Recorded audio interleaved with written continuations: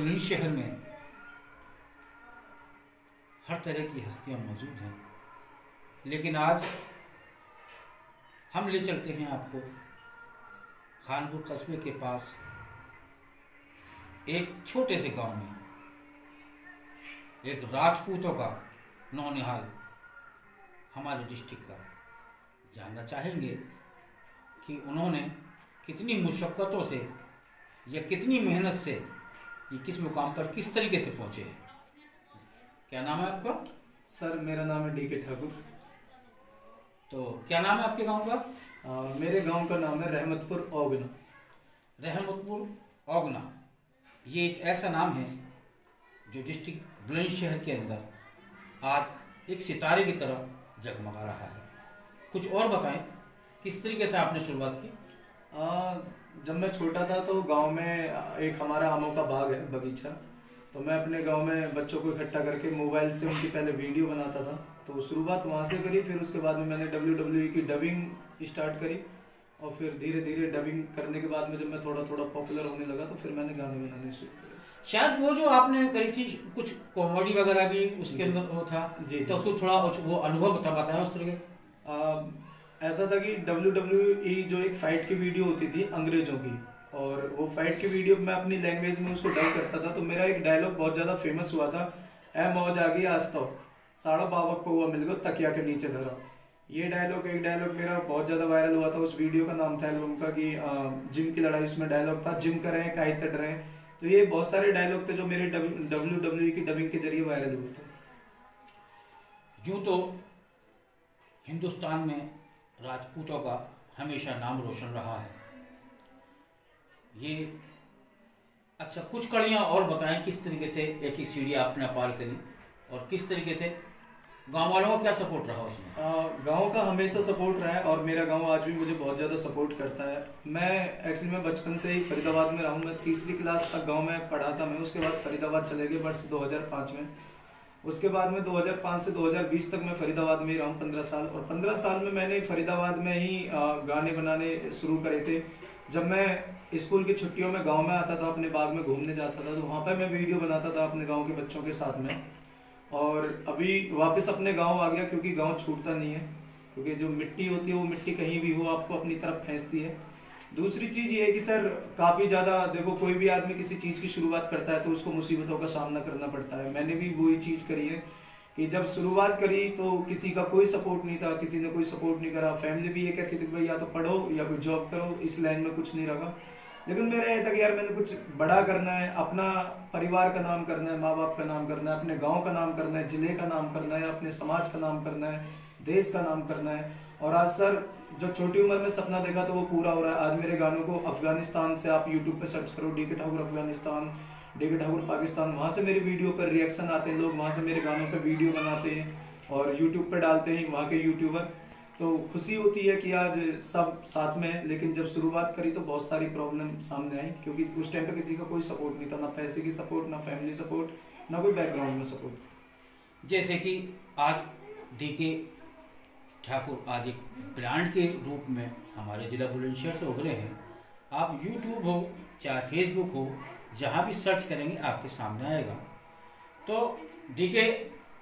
ठाकुर जी, मैं ये मानना चाहूँ जैसे कि आप कह रहे हैं कि स्टार्टिंग में घर के सपोर्ट नहीं करते थे जी। ये तो अमूमन गाँव में वगैरह में या शहर में भी होता है जी। क्योंकि ये लाइन जो है वो इस तरह की लाइन है जी। जब बच्चा होता है तो कहते हैं कि नहीं ये ठीक नहीं है, आप पढ़ाई लिखाई करो तो करो, लेकिन एक अपनी मेहनत और अपने अंदर का जज्बा होता है जो उभर के आता है। लेकिन जब आज आप इस मुकाम पर पहुंचे हैं तो उन्हीं घर वालों का आज क्या रिएक्शन है? हाँ देखो, सबको गर्व तो होता ही है कि जब उनका बच्चा अच्छा कामयाब होता है तो गर्व होता है। मैं दो मोमेंट बताता हूँ आपको।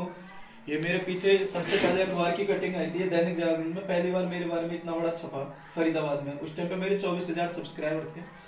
तो जिस कंपनी में मेरे पापा जॉब करते हैं उसी कंपनी में उस टाइम पे मैं भी जॉब करता था, क्योंकि पढ़ाई में मेरा मन नहीं था, मैंने तो कुछ हटके करना था।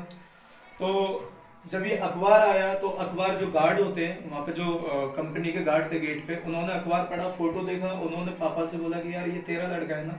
तो पापा ने कहा मेरा लड़का। पापा ने बोला कि यार कुछ गलत तो नहीं करके आगे जो अखबार में, तो बताओ क्या लिखा है इसमें। तो उसने मेरे बारे में पढ़ के बताया। तो एक तो वो मोमेंट था जब पापा को प्राउड फील हुआ। और अभी दिवाली वाले दिन की बात बताता हूँ मैं। मेरे गांव से 4 किलोमीटर दूर एक गांव पड़ता है, नाम नगरिया। उस गांव में एक बोर्ड का अनावरण हुआ और मुख्य अतिथि के रूप में मुझे बुलाया गया। जब मैं वहां पे पहुंचा तो 10 मिनट बाद वहां पे पीछे से पापा भी आ जाते हैं। तो जब पापा पहुंचे तो पब्लिक को मैंने बोला, जब मैं वहां पे स्टेज पे था कि ये मेरे पापा हैं, तो उन लोगों ने उनको मालाएं डाली और मेरे पापा के नाम के जयकारे लगाए। लोगों ने बोला कि भाई मतलब पापा के पाँव छुए। मेरे पापा के साथ लोगों ने सेल्फियां ली। तो अब मैं क्या बोल सकता हूँ, उस टाइम पे तो जो मुझे गर्व था वो तो था ही कि मैं जो भी हूँ पापा का ही आशीर्वाद है। लेकिन उस टाइम पे उनका क्या होगा मैं मतलब बयान नहीं कर सकता कि उनकी औलाद वहाँ पे खड़ी हुई है और अपने ही लोकल एरिया में मालाएं यहाँ तक डली हुई थी और डी.के. ठाकुर जिंदाबाद के नारे लग रहे थे और पापा सामने से खड़े होकर सब कुछ देख रहे थे। तो यही है सर कि आज उनको कहीं ना कहीं ये तो महसूस होता होगा कि हाँ इसने जो भी करा अच्छा करा। उन्होंने भी सोचा होगा कि मैंने एक डी.के. ठाकुर को पैदा करके एक लाल पैदा किया। अरे सर, आप हमारे जिला बुलंदशहर के लिए भी लाल ही हैं। जी इसी सिलसिले में चलते हैं। डी.के. साहब ने मुझे बताएं जी कि आपका ऐसा कौन सा पॉपुलर गाना जो सबसे ज्यादा मेरा सबसे हिट गाना हुआ था मत चले गजब की चाल छोरी ठाकुर को ले जाए। ये एक ऐसा गाना है कि इसको आने के बाद में हर कम्युनिटी के लोगों ने इस गाने को बनाया और ये गाना इतना हिट गया है कि आज भी चाहे शादी हो, ब्याह हो, कोई भी फंक्शन हो, अगर डीजे पे चलता है तो सबसे पहले यही गाना चलता है। इस गाने ने मुझे बहुत ज्यादा पॉपुलर करा है और इसी गाने की देन है कि आज मेरे रूम में आप ये सारा कुछ देख रहे हैं, सब कुछ इस गाने की देन है। ये सबसे हिट गाना है मेरा और मेरी लाइफ का ये तीसरा चौथा गाना था।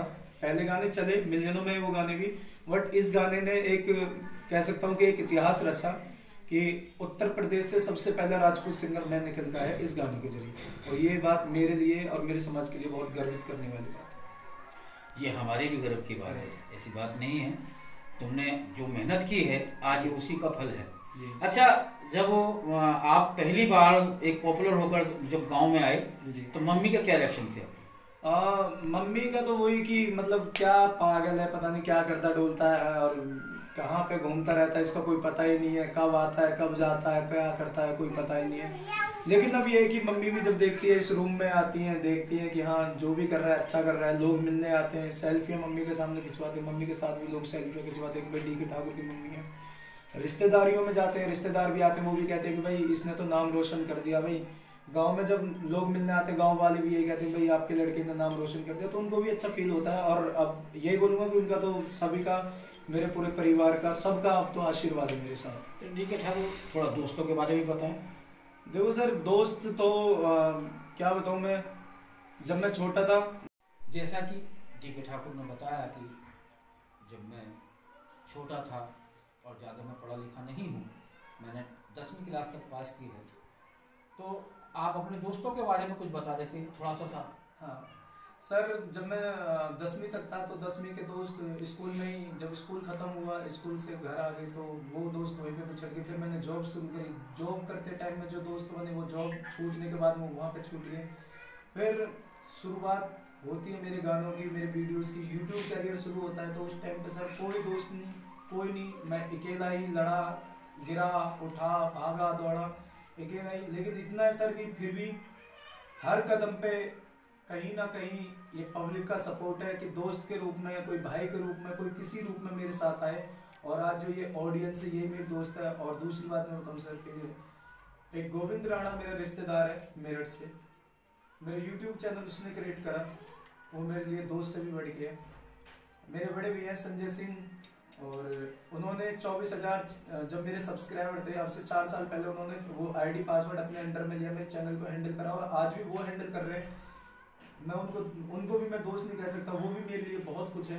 हालांकि वो दोस्त थे लेकिन अब तो मेरे लिए बहुत कुछ है कि आज मेरे पीछे सबसे बड़ी सपोर्ट उन्हीं की है। उसके बाद में जैसे जैसे मैं कदम बाय कदम बढ़ता गया तो नए नए दोस्त बनते गए, बहुत सारे लोगों ने सपोर्ट करा। अभी आप हमारे बुलंदशहर से बड़े भी हैं, दीपक सिंह यादव हैं, शैलेंद्र राणा जी हैं, और भी बहुत सारे लोग हैं जो मेरे से बड़े हैं उम्र में भी, लेकिन एक दोस्त की तरह मेरे साथ रहते हैं, एक भाई की तरह मेरे साथ रहते हैं और मेरे बड़ों की तरह मेरे ऊपर आशीर्वाद इन लोगों ने बनाया हुआ है। ये सिंगिंग का बचपन से ही शौक था या इसके अदर भी और कोई शौक था? सिंगिंग का सर, मैं जब गांव में छोटा सा था, मैं हकीकत बता रहा हूँ, आज भी जब गांव में कीर्तन होता है ढोलक की, अगर मैं सो भी रहा हूँ कहीं भी ढोलक बज रही हो तो मेरे एक धक धक धक सी शुरू हो जाती है और मैं ऑटोमेटिक वहाँ पहुँच, मैं बहुत बेटा हूँ जागरण में या कीर्तन में जाने के लिए।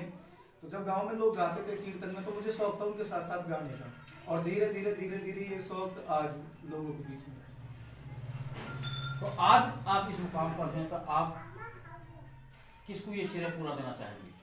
मैं इसका पूरा का पूरा श्रेय उन लोगों को देना चाहता हूँ जिन लोगों ने हमेशा मुझे गिराने की कोशिश करी है, क्योंकि अगर वो लोग मुझे गिराने में नहीं लगे होते तो मैं अपने आप को संभालने में नहीं लगता। उन्होंने गिराया, मैं संभला, उन्होंने फिर गिराया, मैं फिर संभला, और आज मैं इस मुकाम पे हूँ। और सबसे बड़ा श्रेय तो सर ये मेरी पब्लिक, ये मेरे सपोर्टर्स, ये वो लोग जो मेरे गानों को सुनते हैं, वो लोग जो मुझे फॉलो करते हैं, वो लोग जो हमेशा मेरे साथ परछाई की तरह खड़े हुए हैं, सबसे बड़ा इन्हीं का सपोर्ट है। क्योंकि आज भी मेरे व्हाट्सएप का एक ही स्टेटस, जिस दिन से मैंने व्हाट्सएप को डाउनलोड करा है, कि मेरे सपोर्टर्स और मेरे सब्सक्राइबर ही मेरे लिए भगवान है। इन लोगों का ही सबसे बड़ा श्रेय है कि आज मैं DK ठाकुर बन के खड़ा हूँ।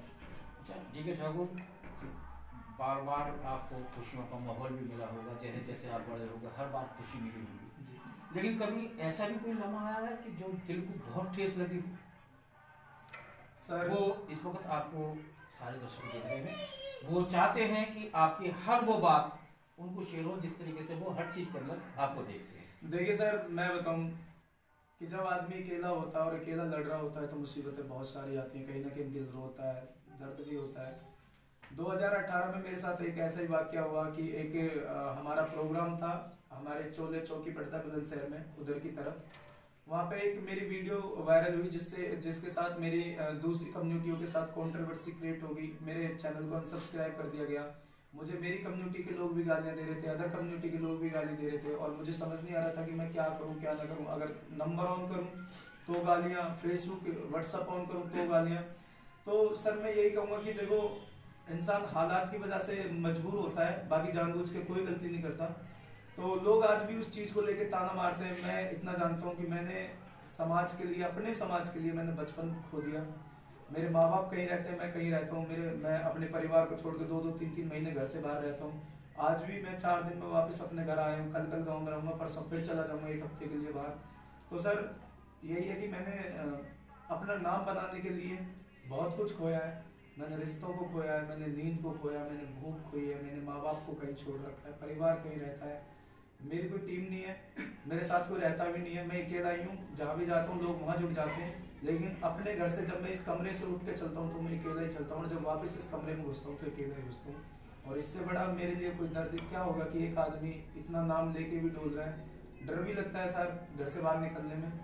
बहुत सारी चीज़ें जो चुभती भी है। लोग कई बार मैं इतनी मेहनत कर रहा हूँ नेगेटिव कमेंट करते हैं या उल्टा सीधा बोल भी देते हैं, तो ये सारी चीज़ें चुभती हैं जो कहीं ना कहीं हिम्मत तोड़ती है, और फिर वही पब्लिक का प्यार मिलता है तो दोबारा से हिम्मत आ जाती है।